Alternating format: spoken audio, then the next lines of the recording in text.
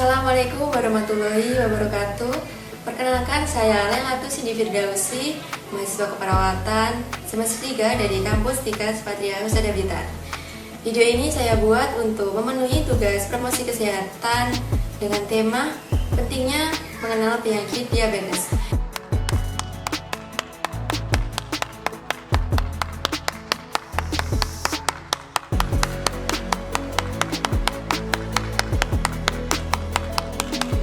Diabetes ini merupakan penyakit gangguan metabolisme kronik yang disebabkan oleh ketidakcukupan pankreas dalam memproduksi hormon insulin secara efektif. Nah, insulin ini merupakan hormon pengatur keseimbangan kadar glukosa darah dalam tubuh.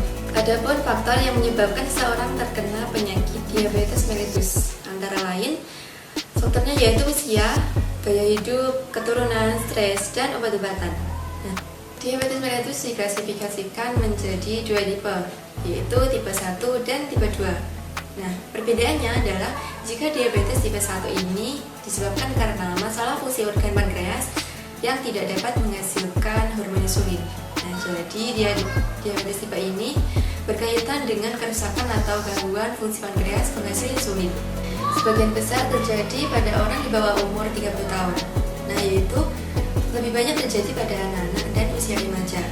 Sedangkan diabetes tipe 2 ini disebabkan karena jumlah insulin yang berkurang, bukan karena organ pankreas tidak berfungsi dengan baik.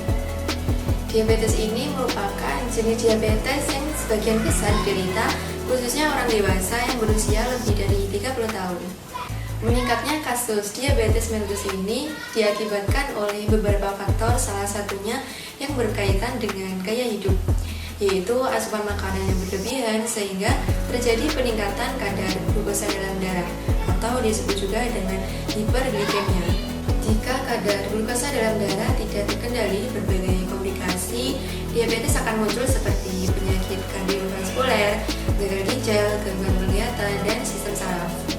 Berikut beberapa cara mencegah diabetes di usia muda yang bisa dilakukan mulai dari sekarang, yaitu antara lain yang pertama yaitu rutin berolahraga. Nah, yang kedua, menjaga berat badan tetap ideal. Salah satu cara untuk menjaga berat badan tetap ideal yaitu bisa dilakukan dengan memperhatikan asupan karbohidrat dan gula yang masuk di dalam tubuh. Yang ketiga, menerapkan pola makanan yang sehat.